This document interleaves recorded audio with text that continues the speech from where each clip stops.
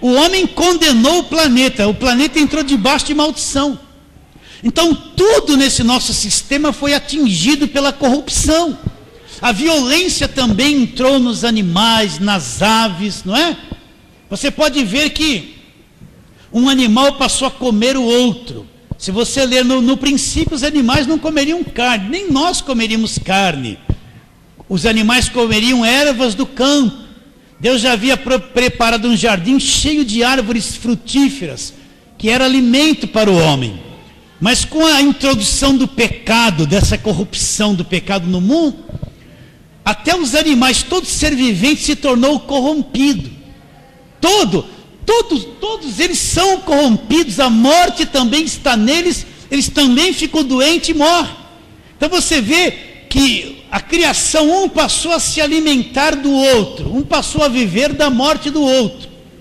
Você vê o leão, vai lá, pega a zebra, mata ela, mas mata ela para comer, ele tem fome, ele tem um instinto violento, ele mata e come. A gente vai dizer assim, bom, isso aí é a lei da natureza, é o equilíbrio, mas não era para ser assim. Então isso é uma violência, né? Você come o franguinho lá, não come? É gostoso, né? Uma linguicinha do porco, né? Aquela picanhinha, mas de onde saiu aquela picanhinha? Você vê aquele boi bonito, um ser vivo, é ou não é? Então ele foi assassinado para chegar aquela coisinha frita ali no teu prato. Pega ali aquele peitinho, né? De frango branquinho, limpinho. Você só vê aquela coisinha cor-de-rosa, mal passada, bem passada, né? Né? Aquele ali foi um frango bonito, branco, e ó, passou na guilhotina para chegar até teu prato. Você está entendendo a violência? Está entendendo? Para nós é uma coisa tão normal.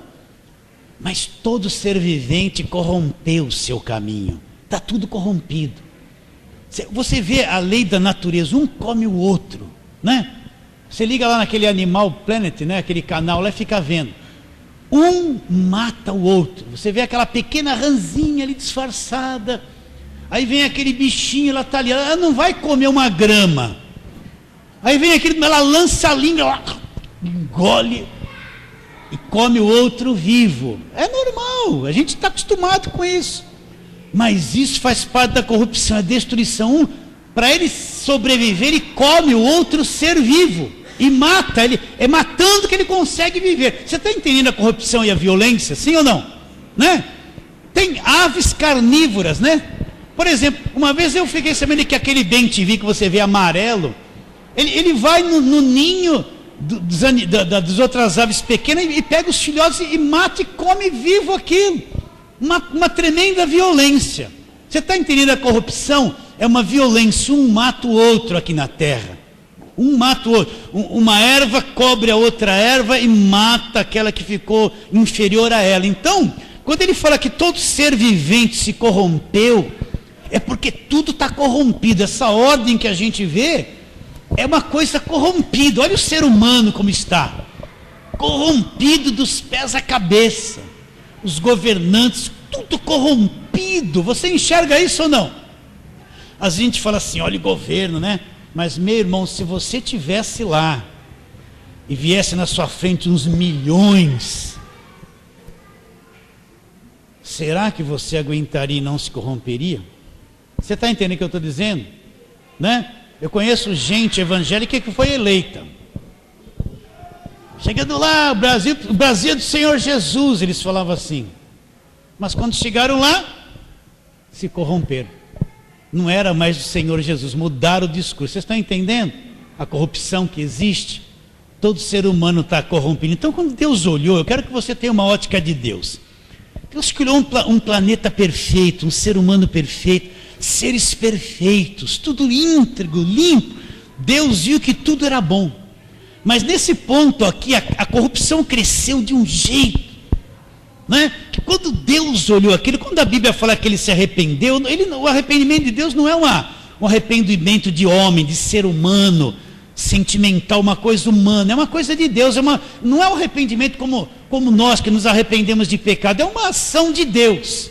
Então quando Deus olhou a terra naquele tempo, a coisa estava estragada por completo, todo ser humano, todo ser vivente estava podre, corrompido realmente. Então você está enxergando como eram os dias de Noé? Aí Deus dá um projeto para Noé, vamos ler. Versículo 13, então disse Deus a Noé: resolvi dar cabo de toda a carne, porque a terra está cheia de violência dos homens, eis que farei perecer juntamente com a terra. Faze uma arca de tábuas e cipreste, nela farás compartimentos, e calafetarás com betume por dentro e por fora. E aí ele dá as medidas da arca e a coisa vai. Então, Noé começou a construir a arca. Noé demorou muito tempo para construir essa arca. Noé pregou o evangelho para aquele povo muitos anos. Eu acho que aquelas pessoas passavam e Noé dizia: olha, Deus falou comigo. Noé era um homem justo e íntegro. Noé andava com Deus, era o único naquela geração que não vivia na corrupção. E Deus revelou para ele o seu projeto: você constrói uma arca, porque eu vou dar cabo de toda a carne, né? E Noé começou a construir uma arca num lugar que não tinha água, um lugar alto. E Noé construindo aquela arca, aquelas pessoas passavam e Noé dizia: Deus disse para mim que Ele vai dar cabo de toda a carne. Eu já estou me preparando, construindo a arca, porque isso vai acontecer. Quanto ele deve ter sido zombado por aquela geração, criticado, zombado, ser chamado de louco, né? Durante muito tempo ele deve ter sido perseguido. Quanta gente daquele tempo zombou dele. Os filhos devem ter passado uma perseguição muito grande. Mas Noé tinha uma palavra de Deus: olha, isso vai acontecer. Mas teve um dia que Noé completou todas as coisas. E aquele povo estava assim, como Jesus Cristo disse: casavam-se, davam-se em casamento até o dia em que Noé entrou na arca. Mas o dia em que Noé entrou na arca, Deus trouxe um casal de cada animal, réptil, conforme está escrito, e a porta se fechou. A oportunidade para aquele povo havia se encerrado. E começou a vir o dilúvio, quando eles menos esperavam. Né? Eu acho que muita daquela gente tinha projeto de viver muito tempo, de fazer muitas coisas. Eu acho que tinha um monte de jovens casais novinhos, fazendo plano para se casar e viver a vida, não é? Eu acho que tinha muitas mães com crianças pequenas no colo. Jamais pensariam que de repente tudo aquilo iria cair debaixo de condenação. Mas quando Noé entrou na arca, fechou a porta, começou a condenação. As águas do dilúvio vieram. Eles só perceberam quando as águas vieram, não tinha mais tempo de fazer nada. Então, meus irmãos, presta atenção. Jesus está para voltar nessa terra. Você acredita nisso? Ele está para voltar.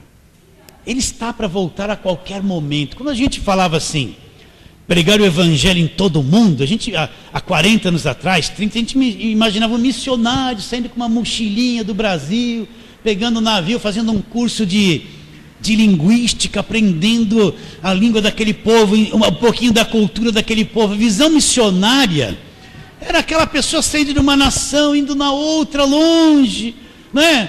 Aquele culto missionário. Mas, meus irmãos, hoje por satélite, pela internet, o evangelho já está no mundo todo. Tem países lá que com uma parabólica ele pega milhares de pregações e ensinos da palavra de Deus em toda a parte do mundo. Você acredita nisso?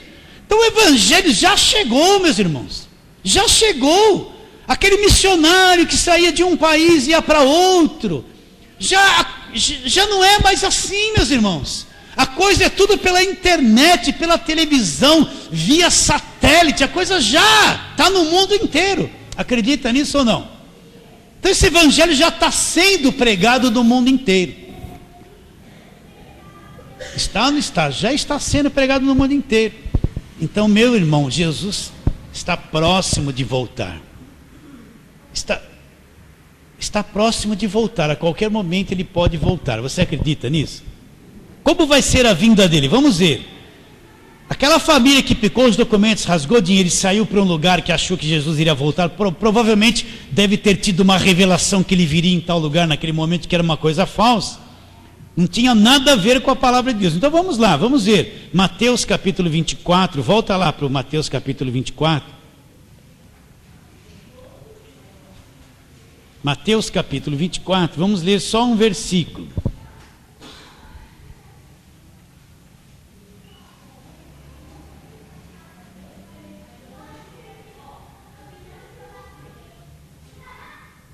Agora eu perdi o versículo, irmãos. Vamos lá, é Mateus 24, 36. Não, mas não é isso aqui, isso é o que nós lemos. Bom, vamos, deixa o Mateus 24 que a gente vai voltar. Vamos lá para 1 de Pedro 3, vamos lá. Não, 2 de Pedro 3, vamos lá. 2 de Pedro 3. A Bíblia diz que Jesus vai voltar como ladrão da noite, né? 1 de Pedro 3, versículo 10. Aliás, 2. Então, como é que vem o ladrão da noite? A pessoa não está nem preparada. Eu lembro uma vez que eu encontrei o ladrão do dia. Eu era solteiro, estava na casa da minha mãe, dormindo lá, né? Já era crente, graças a Deus. E eu trabalhava da tarde para a noite, então eu dormia até um pouquinho mais tarde. Eu dormia num quarto ligado à cozinha, tinha cozinha, era um quarto ali, né? Eu estava ali. Aí eu estou meio dormindo, meio acordado, assim, 8 horas da manhã, escuto um barulho, uma agitação, né? Meu pai falando alto, minha mãe com umas vozes de medo. Aí eu falei, o que está acontecendo, né? Aí quando eu abri a porta, olhei assim para lá, meu pai e minha mãe, quando ele ia para cá, tinha um revólver na minha testa. Quando que eu imaginaria que eu ia acordar daquele jeito e teriam 2 ladrões dentro de casa? Eu abri a porta, olhei para cá, quando olhei já estava aqui. Você está entendendo como o ladrão vem? Você nem espera. É uma surpresa. Quem vai ter controle? Ninguém. Mas a coisa acontece assim, é um inesperado, sim ou não?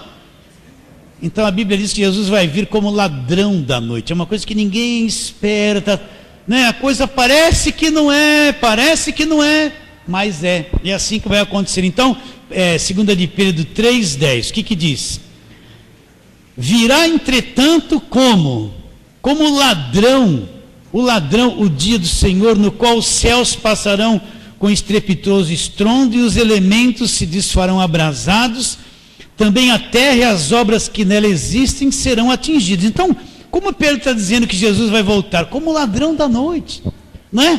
É um momento que ninguém vai estar assim ligado, esperando que Jesus vai voltar. Todo mundo vai estar preocupado com, vou me casar, vou dar em casamento, vou fazer 1001 projetos, né? Mas de repente, quando menos a pessoa esperar, a coisa vai acontecer. Você acredita que vai ser assim? A Bíblia está dizendo que vai. Vamos lá para 1 Tessalonicenses, né? 1 Tessalonicenses, volta aí, antes lá de Timóteo, Filipenses, Colossenses, 1 aos Tessalonicenses, né? Capítulo de número 5. E nós vamos ler ali o versículo, vamos ler desde o versículo 1. Então ele fala: irmãos, relativamente aos tempos e às épocas, não há necessidade de que eu vos escreva, pois vós mesmos estáis inteirados com precisão de que o dia do Senhor vem como o ladrão da noite. Então ele está dizendo, olha, vai ser como o ladrão da noite. Ele vem como o ladrão da noite. É uma surpresa, é uma coisa que vai acontecer de surpresa. Não é uma coisa instantânea que, olha pessoal, vamos avisar todo mundo, entra aí nos meios de comunicações em cadeia nacional, Jesus está voltando, Jesus está vindo, olha, ele vai vir.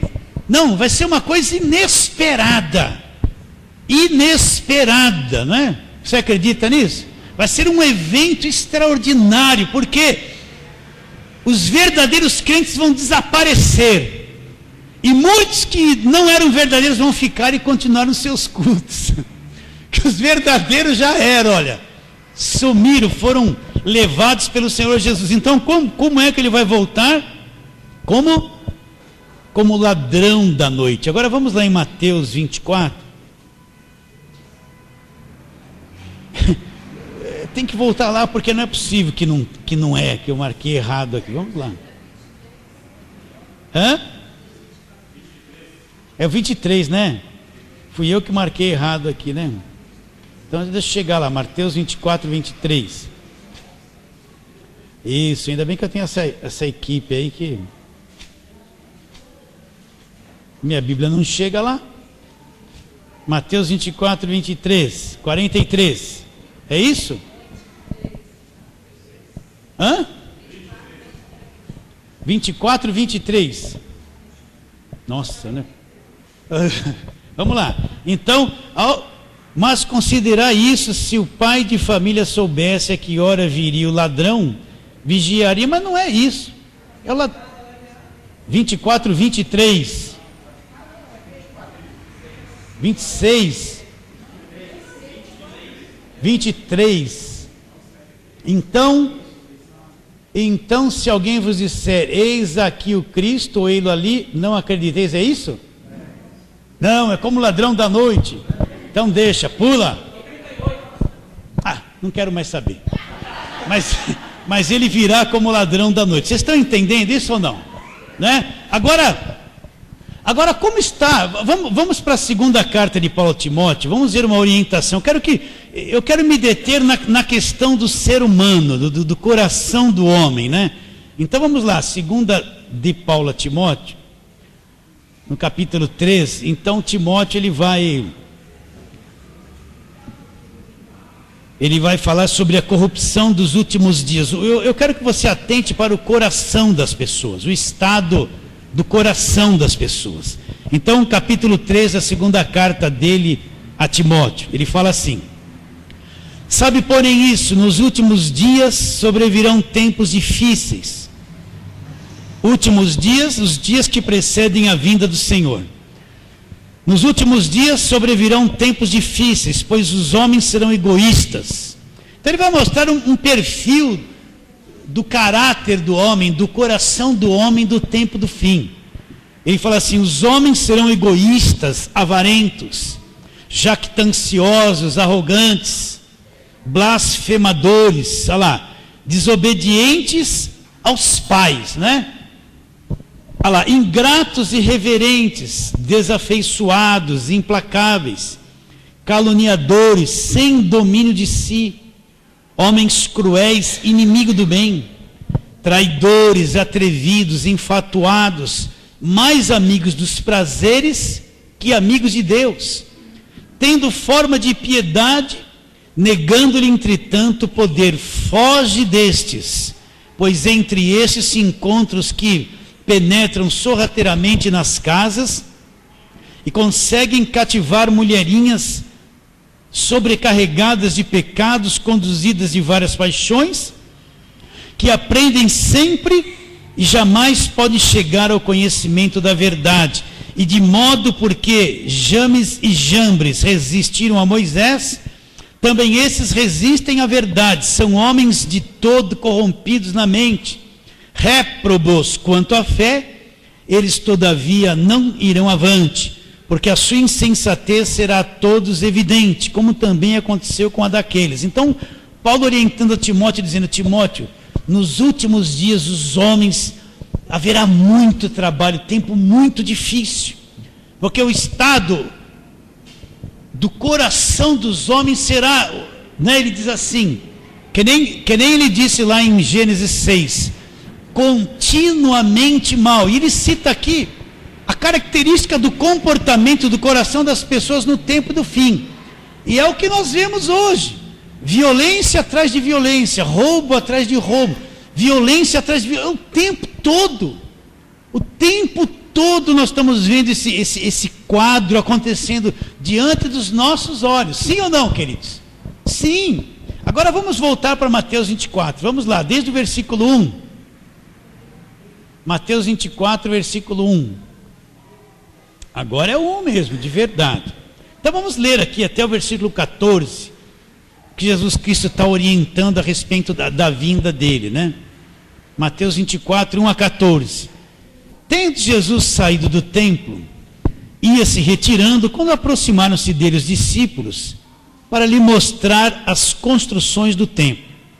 Ele, porém, lhe disse: não vedes tudo isso? Em verdade vos digo que não ficará aqui pedra sobre pedra que não seja derribado. No Monte das Oliveiras achava-se Jesus assentado, quando aproximaram-se dele os discípulos em particular, e lhe pediram: dize-nos quando sucederão estas coisas, e que sinal haverá da tua vinda e da consumação do século. E ele lhes respondeu: vede que ninguém vos engane. Então, tudo isso aqui são sinais, olha. Vede que ninguém vos engane, porque virão muitos em meu nome, dizendo. Como é que eles virão? Em nome dele. Por que dizendo eu sou o Cristo, o Salvador? Cristo é o Salvador, é o ungido. Então virão muitos no nome dele, dizendo: olha, eu sou o ungido, olha lá. E enganarão muitos. Então, um dos primeiros sinais são pessoas que vêm no nome dele. Veja bem, vem no nome dele. Não é alguém estranho que vem fora da palavra de Deus, fácil de ser identificado. Não. Vem no nome dele dizendo: olha, eu sou o ungido, o Cristo. Vocês estão entendendo isso? Vocês já estão percebendo isso hoje em dia ou não? Virão no nome dele e enganarão muitos, não são poucos. Vão enganar muitos, muitos serão enganados. Continuando. E certamente ouvireis falar do quê? Guerras e rumores de guerras, né? Eu já nasci depois da Segunda Guerra Mundial, mas guerras e rumores de guerras é o tempo todo. O que nós estamos vendo lá? Guerras e rumores de guerras. Vede, não vos assusteis, porque é necessário assim acontecer, mas ainda não é o fim. Porquanto se levantará nação contra nação, olha aí, reino contra reino, e haverá o quê? Fomes, terremotos em vários lugares. Porém, tudo isso é o princípio das dores. Então sereis atribulados e vos matarão, sereis odiados de todas as nações por causa do meu nome. Nesse tempo, muitos hão de se escandalizar, trair e odiar uns aos outros. Levantar-se-ão muitos falsos profetas e enganarão a muitos. E por se multiplicar a iniquidade, o amor de quase todos se esfriará. Então, vão se levantar muitos falsos profetas e enganarão muitos. E a iniquidade vai se multiplicar. E o que vai acontecer no coração do homem? Vai esfriar o amor. Mas a iniquidade já está multiplicada, queridos.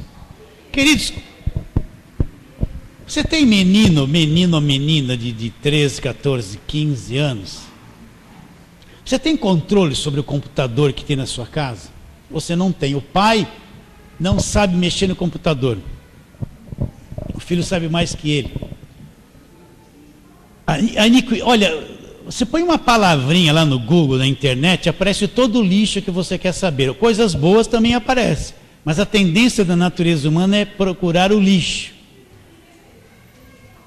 E nós lidamos com uma geração da prostituição, uma geração da promiscuidade. É difícil, mas é verdade. Não é que está dentro da igreja que está protegido, não está. Então nós estamos vivendo com uma geração promíscua, uma geração que tem tanta informação, que tem acesso a tanto lixo pela internet, né? A tanta informação, uma geração terrível, queridos. Dentro da igreja, não estamos falando fora, estamos falando dentro da igreja. E não somente isso, o adulto também, em geral. Porque iria se multiplicar a iniquidade, o amor iria se esfriar de quase todos. E nós vemos isso nos dias de hoje. O amor, falar em amor, né? Ainda na igreja resta um pouquinho disso. A igreja é o único lugar que você pode falar. Com relação a esse amor, não é uma questão de marido e mulher, o amor eros, da carne, do desejo. É amor mesmo, não é isso que eu estou falando, é amor, respeito uns pelos outros, né? A igreja é o único lugar, ainda cheio de defeito, que ainda tem alguém que possa levar isso em consideração. Então, por causa da multiplicação da iniquidade, o amor se esfriaria de quase todos. Agora, aquele que perseverar até o fim será salvo. Aquele que estiver vivendo essa geração de acontecimentos. Continua. E será pregado este evangelho do reino em todo o mundo, para ter testemunho de todas as nações, e então virá o fim. Vira um pouquinho, vamos ali para frente. Versículo 23. Então, se alguém vos disser, eis aqui o Cristo, ou ei-lo ali, não acrediteis, porque surgirão falsos cristos e falsos profetas, presta atenção, operando grandes sinais e prodígios. Esses falsos cristos e falsos profetas surgirão, e eles vão operar grandes sinais e prodígios. Meus irmãos, vocês estão ouvindo isso? Eles vão fazer coisas miraculosas, tão grandes que, se possível for, olha lá, ó, grandes sinais e prodígios para enganar, se possível, até os próprios escolhidos e os próprios eleitos. Então vai surgir pessoas em nome de Deus, em nome de Jesus. Eles vão fazer, são falsos profetas, porque eles vão negar o Cristo, negar a cruz, negar a obra da cruz. Eles vão vir com Bíblia na mão, meus irmãos, mas vão negar o sacrifício perfeito, disfarçadamente. Eles vão fazer grandes sinais. O que é um prodígio? Uma coisa que não é feita por um modo natural. É um prodígio, um poder sobrenatural vai operar, e vão fazer grandes, não pequenos sinais, que, se fosse possível, até os escolhidos, os eleitos de Deus seriam enganados. Mas por que eles não vão ser enganados?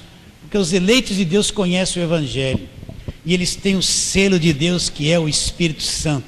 Eles vão saber discernir, ainda que esses falsos profetas farão sinais tão miraculosos, os eleitos, os escolhidos vão discernir pelo Espírito que eles são falsos profetas e não serão enganados. Mas muitos serão enganados e levados pelos sinais miraculosos que esses falsos profetas farão. Tudo isso são sinais que vão o quê? Antecedendo a volta de Jesus, né? Vamos lá. Agora vai para Lucas 21.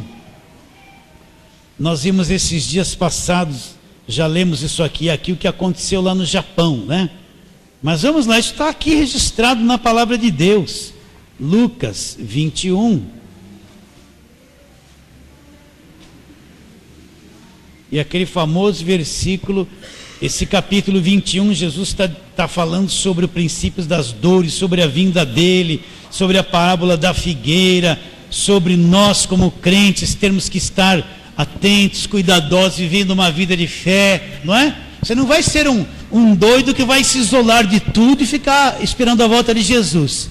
Não, a igreja vai estar fazendo tudo normal, trabalhando, né, vivendo a sua vida familiar, tudo normal, mas ligado. As pessoas que conhecem a verdade, que andam no Espírito, né, que conhecem a palavra, que não estão dormindo, não estão sendo enganados, elas estão preparadas para qualquer momento Jesus voltar e elas serem levadas.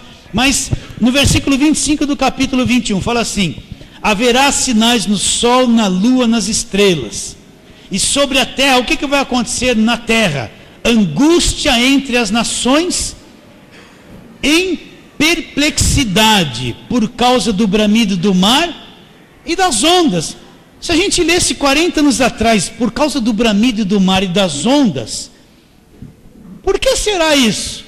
Mas nós estamos vendo nos dias de hoje a perplexidade em todas as nações, uma angústia, depois que viram. Você assistiu aquilo na televisão, aquela água entrando, invadindo aquela cidade ali no Japão, aqueles enormes navios, parecia um barquinho de papel naquelas águas sendo arrastados. Vocês não viram isso? Viram ou não? O mundo todo viu. Então ele fala: haverá uma angústia entre as nações, em perplexidade por causa do bramido do mar e das ondas. Então nós vimos essa angústia em todo o mundo. Quem não ficou angustiado em ver aqueles acontecimentos ali? Você ficou? Eu fiquei. Aquele povo japonês sofredor, aquela destruição total ali, mais de 10 mil mortos, não foi isso? Você sabe o que é mais de 10 mil mortos, meus irmãos? É muita coisa. A angústia bateu no coração de todo mundo, mas por causa do quê? Do bramido do mar e das suas ondas. E isso é uma coisa crescente agora. Quanto mais a volta de Jesus se aproximar, mais esses tsunamis, esses tremores de terra, terremotos, isso vai acontecer muito, em grande escala, e uma atrás da outra. É um acontecimento do tempo do fim. Tudo isso são sinais que estão apontando assim, ó, Jesus está voltando, o fim está chegando. É que nós achamos que nós vamos ficar na nossa casinha, que nada vai mudar. Mas e se ele vier essa semana, meu irmão? E se ele vier essa semana? Você já pensou? Você tem que andar assim: Senhor, eu tenho minha família, eu amo minha família. Eu tenho uma casa lá que eu gosto, Senhor. É meio apertada, mas a gente vai. Mas, Senhor, o meu coração está preparado. Se o Senhor falar é agora, eu largo tudo. Você está entendendo o que eu estou dizendo? Eu largo tudo. Eu largo tudo. É assim, ó, acabou, largo tudo e vou. Você acredita nisso? Você está com o coração assim? Preparado? Largo tudo, né? Porque não vai dar tempo de nada, meu irmão. Não vai dar tempo de nada. Então muitas vezes a gente... Deixa eu ler um texto aqui em Lucas, vamos lá. Nesse mesmo capítulo que você está, nós temos o versículo 25. Vamos lá para o 34. Acautelai-vos por vós mesmos, para que nunca vos suceda que o vosso coração fique sobrecarregado com as consequências da orgia, da embriaguez e das preocupações do mundo, para que aquele dia não venha sobre vós repentinamente como um laço, pois há de sobrevir a todos os que vivem sobre a face de toda a terra. Vigiai, pois, a todo tempo, orando, para que possais escapar de todas essas coisas que têm de suceder e estar em pé na presença do Filho do Homem. Então, naturalmente, se falar assim, coração sobrecarregado com consequências das orgias e embriaguez, o crente verdadeiro fala: não, eu não passo a noite toda aí em orgia, me embriagando, eu não tomo nada, sou livre disso. Porém, as preocupações desse mundo, né? Preocupações desse mundo, essa vida nos cobra muito. Você tem que trabalhar, tem que comer, e tem que pagar conta, e você vai ficando tão sobrecarregado, tão cheio, né? Então ele fala assim: cuidado para o seu coração não estar sobrecarregado com essas coisas, sem nenhuma sensibilidade. Está entendendo isso ou não? Né? Nós temos que viver assim, olha. Senhor, isso parece loucura. Senhor, hoje eu acordei, eu estou com saúde, eu comi, glória a Deus. Mas se o Senhor vier amanhã, estou preparado, Senhor. Se o Senhor vier depois de amanhã, estou preparado. Então como é que eu vou estar preparado para me desligar? É isso, meditando na palavra, frequentando a igreja, vivendo pela fé, andando nos caminhos de Deus, mesmo tendo a vida comum, porque a qualquer momento ele vai vir, meus irmãos. Vocês aceitam isso? Ele vai vir, isso vai acontecer. Os sinais estão aí diante de nós. Pode ser uma coisa recente, como nós vamos ainda deixar esse corpo já encontrar ele antes, mas que ele vai vir, ele vai vir. E os sinais estão aí. E vamos voltar para o texto onde começamos, lá em Mateus 24. Mateus 24. O que aconteceu? Jesus está falando sobre a sua vinda, né? E ele diz, versículo 36: mas a respeito daquele dia e hora ninguém sabe, nem os anjos dos céus, nem o Filho, senão o Pai. Agora presta atenção: pois assim como foi nos dias de Noé, também será a vinda do Filho do Homem. Porquanto assim como nos dias anteriores ao dilúvio, comiam, bebiam, casavam-se, dava-se casamento, até o dia em que Noé entrou na arca, e não perceberam, senão quando veio o dilúvio e os levou a todos. Assim também será a vinda do Filho do Homem. Eles estavam fazendo tudo normal, mas não creram naquela palavra de Noé, e o dilúvio veio e levou o quê? Levou a todos. Então, só para terminar, vamos ler aqui Mateus 25, olha aqui, ó, a parábola das 10 virgens. Então o reino dos céus será semelhante a 10 virgens, que tomando as suas lâmpadas saíram ao encontro do noivo. 5 delas eram nécias e 5 prudentes. As nécias tomaram as suas lâmpadas e não levaram azeite consigo. E, entanto, as prudentes, além das lâmpadas, levaram azeite consigo. E tardando o noivo, foram todas tomadas de sono e adormeceram. Mas, à meia-noite, ouviu-se um grito: eis o noivo, saí ao seu encontro. Então se levantaram todas aquelas virgens e prepararam as suas lâmpadas. As nécias disseram às prudentes: dai-nos do vosso azeite, porque as nossas lâmpadas estão se apagando. Mas as prudentes responderam: não, para que não falte a nós e a vós outras. Ide antes aos que vendem e comprai. E saindo elas para comprar, chegou o noivo, e as que estavam apercebidas entraram com ele para as bodas, e fechou-se a porta. Mais tarde chegaram as virgens nécias, clamando: Senhor, Senhor, abre-nos a porta. Mas ele respondeu: em verdade vos digo, não vos conheço. Vigiai, pois, porque não sabeis o dia nem a hora. Isso aqui é um quadro da igreja. As 10 virgens é a igreja. Metade delas prudentes, levaram azeite consigo. Eu não vou dizer se esse azeite é o Espírito Santo, se não é. Mantinha a luz acesa, era isso. E as prudentes, o que era uma pessoa prudente? Que agia descoordenadamente, atrapalhadamente, loucamente. A prudente é que age com cuidado, que analisa, que calcula, que olha, que sabe, né? Todas elas tinham o mesmo objetivo. Qual era? Encontrar o noivo. Só que o noivo tardou. O que aconteceu com elas? Todas caíram num sono. Todas, tanto as prudentes quanto as nécias. Então esse sono já começou, meus irmãos. Esse sono já está no meio da igreja. Tem tanta gente, tantas coisas que já estão debaixo do sono, tantas pregações, tantas coisas que é um sinal de quem já está dormindo. E o que aconteceu à meia-noite, quando todas elas estavam dormindo? À meia-noite o noivo ouviu-se a voz: olha o noivo, né? Todas elas acordaram para se preparar, mas as prudentes não tinham mais luz, não tinham mais azeite, tinha se apagado o pouco que tinha. As nécias, as prudentes ainda tinham um pouco de azeite, um pouco de luz, e foi esse pouco de luz que fez com que elas enxergassem, encontrassem o noivo e fossem com ele. Depois vieram as loucas, né? Senhor, Senhor, o que o Senhor respondeu? Em verdade vos digo que não vos conheço. Metade que parecia que era, não tinha mais luz e não foi levada para as bodas. Você aceita essa palavra, queridos? Então, será como nos dias de Noé: casavam-se e davam-se casamento, mas o dia em que ele entrou na arca, não houve mais tempo para nada. Por isso, meu irmão, se liga, já nasceu de novo. Se não nasceu de novo, não vai ficar. Não adianta falar que foi até batizado, vai ficar. Vamos ficar em pé, queridos, vamos. Vem, Rodrigo.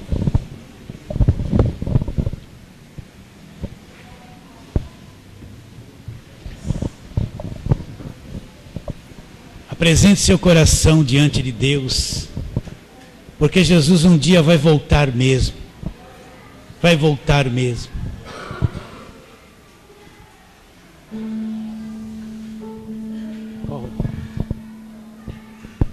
Isso, deixa eu orar primeiro. Ó Deus querido, aqui está o nosso coração no teu altar, o coração de toda a igreja, Senhor. E essa palavra da tua volta é verdadeira, Senhor. Ela é verdadeira. Assim como diste o Oriente do Ocidente, assim vai ser a vinda do Filho do Homem. Todo olho verá, toda língua vai confessar, Senhor. E Deus, nós temos andado preocupados com tantas coisas, ansiosos com tantas coisas, agitados com tantas coisas, Senhor. O que poderíamos fazer até de melhor na tua obra? Muitas vezes o nosso coração está preocupado. Aquilo que nós poderíamos ser até mais generosos, às vezes não somos, Senhor. Por isso, ó Deus querido, aqui está o nosso coração, Jesus. O nosso interior com as nossas fraquezas. Que haja um despertamento, uma sensibilidade, Senhor, dentro de nós. Dentro de nós, muitos estão olhando só para esta terra, Senhor. Só para esta terra, como se o Senhor viesse neste mundo. Como se o Senhor tivesse vindo nesse mundo só para dar coisas da terra. O sono já começou, Senhor. O próprio apóstolo disse, tendo o que comer e com o que se vestir, estejamos contentes. Estejamos contentes, Senhor. Mas muitas vezes nós temos estado cegos para tantas coisas. Assim desperta o coração deste meu irmão, desta minha irmã, Senhor. Desperta-nos para saber realmente que o Senhor vai vir, que os sinais já estão aí. Os tsunamis, os tremores de terra, as guerras e rumores de guerras, os terremotos, Senhor. O amor se esfriando, o coração do homem corrupto, Senhor. Um comportamento do homem todo destruído, todo pervertido. Assim abençoa aqui essa sensibilidade. Venha ser real dentro de cada um de nós. Oramos pela fé em nome de Jesus. Amém. Então hoje você vai se despedir do irmão assim, meu irmão, Jesus vai voltar, meu irmão. Fala isso para ele, Jesus vai voltar. Jesus vai voltar, meu irmão. Jesus vai voltar.